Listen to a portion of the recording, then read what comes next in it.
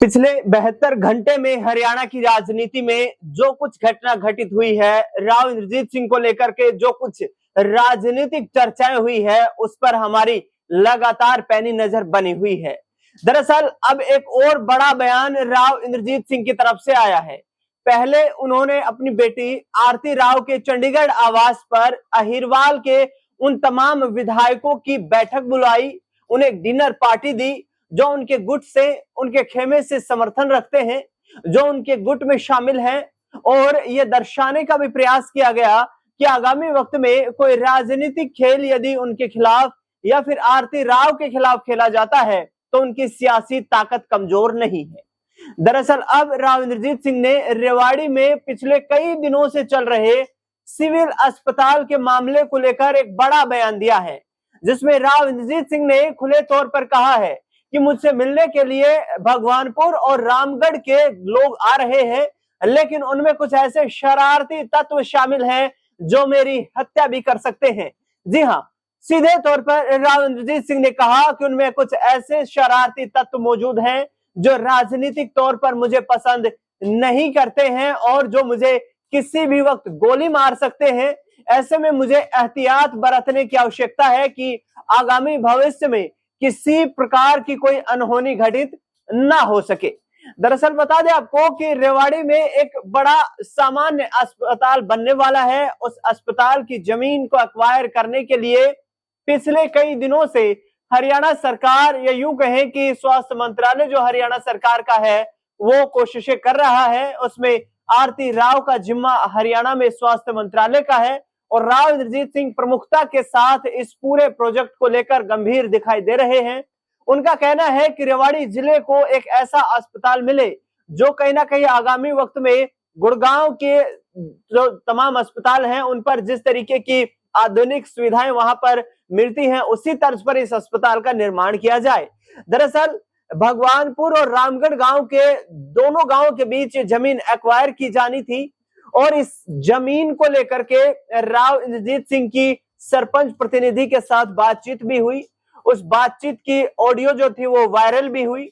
उस ऑडियो को लेकर भी उन्होंने आपत्ति जाहिर की है और ये कहा है कि मेरी राजनीतिक छवि को खराब करने का प्रयास किया जा रहा है। लेकिन राजनीतिक तौर पर कितने बड़े इसके सियासी मायने निकलेंगे, ये आगामी वक्त में देखना बेहद दिलचस्प रहेगा। दरअसल बता दें आपको कि लोगों ने आरोप ये लगाए हैं कि राव इंद्रजीत सिंह जब से केंद्रीय मंत्री बने हैं उनकी अपने इलाके पर नजर नहीं है और लगातार ये जिस तरीके के फैसले ले रहे हैं वो आम लोगों के खिलाफ फैसले हैं। ऐसे में उनके खिलाफ धरना प्रदर्शन हो रहा है। लेकिन अब आगे आने वाले वक्त में देखना दिलचस्प होगा कि इस पूरे मुद्दे को लेकर राव इंद्रजीत सिंह और आरती राव किस तरीके से एक्टिव नजर आते हैं, क्योंकि स्वास्थ्य मंत्रालय के तहत जो अस्पताल बनाया जाना है वो कहीं ना कहीं अब वो मांग जो थी वो धरना प्रदर्शन के बाद ठंडे बस्ते में जाती हुई नजर आ रही है और उल्टा राव इंद्रजीत सिंह की तरफ से कहा जा रहा है कि उनकी जान को खतरा है। ऐसे में आगामी वक्त की राजनीतिक चर्चाएं जो है वो भी अब चरम पकड़ती हुई नजर आएंगी। दरअसल बता दें आपको कि जिस तरीके से इन्होंने जो बयानबाजी की है उससे हरियाणा की राजनीति में सियासी चर्चाएं तेज हो गई हैं। सवाल यह भी है कि क्या राव इंद्रजीत सिंह अपनी सियासी साख को बचाए रखने के लिए ये तमाम तरह की जद्दोजहद करते हुए नजर आ रहे हैं? क्या राव इंद्रजीत सिंह आगे आने वाले वक्त में भारतीय जनता पार्टी का साथ छोड़ सकते हैं?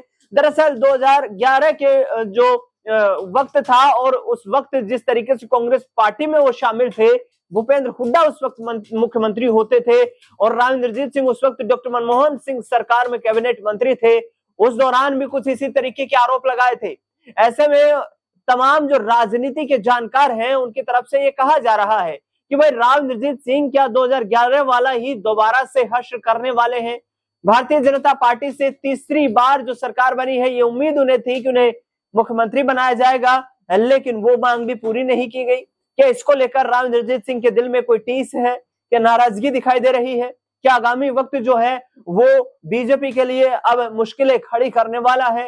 क्योंकि इनके पास विधायकों का जत्था मौजूद है और बार बार मुख्यमंत्री की रैली हो, चाहे प्रधानमंत्री नरेंद्र मोदी का रेवाड़ी पहुंचना हो, महेंद्रगढ़ पहुंचना हो, तमाम बार राव इंद्रजीत सिंह ने खुले मन से कहा है कि दक्षिणी हरियाणा ने बार बार हरियाणा में तीसरी बार जो बीजेपी की सरकार बनाई है उसमें अपना खुलकर समर्थन दिया है।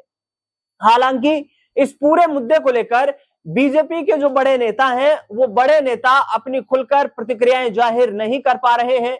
चाहे कैबिनेट मंत्री राव नरवीर सिंह की बात करें, क्योंकि राव नरवीर सिंह को राव इंद्रजीत सिंह का चिर प्रतिद्वंदी माना जाता है और गुड़गांव में दोनों सक्रिय हैं। एक बादशाहपुर से विधायक हैं तो दूसरे गुड़गांव लोकसभा सीट से सांसद हैं।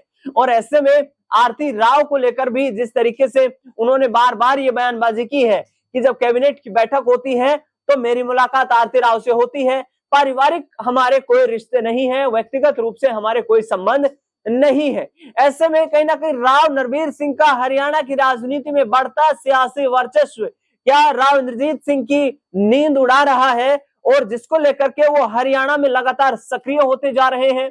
अटेली में जो राव इंद्रजीत सिंह ने अपनी जनसभा की थी उसमें भी साफ तौर पर कहा कि आरती राव का जो सियासी भविष्य है वो अटेली में ही है, वो अटेली के लिए ही काम करना चाहती है। रेवाड़ी में जाकर आरती राव को चुनाव नहीं लड़ना है, क्योंकि राव इंद्रजीत सिंह का सियासी वोट बैंक जो है वो रेवाड़ी शहर में मौजूद नहीं है, ना ही रेवाड़ी विधानसभा में मौजूद है। तो ऐसे में आगामी वक्त कितना यहाँ पर जो है चुनौतीपूर्ण होगा राव इंद्रजीत सिंह के लिए भी, क्योंकि उनकी तरफ से सीधे तौर पर कहा जा रहा है कि मेरे खिलाफ षड्यंत्र रचे गए हैं। भारतीय जनता पार्टी के कुछ नेता भी उसमें शामिल रहे हैं, कुछ लोकल बॉडीज के मेंबर भी उसमें शामिल रहे हैं, चाहे उसमें ब्लॉक समिति के मेंबर्स की बात की जाए, जिला परिषद के मेंबर्स की बात की जाए, उन तमाम लोगों को लेकर बड़े खुलासे राव इंद्रजीत सिंह ने इस वक्त हरियाणा की राजनीति में किए हैं, जिससे कि भूचाल मचा हुआ है।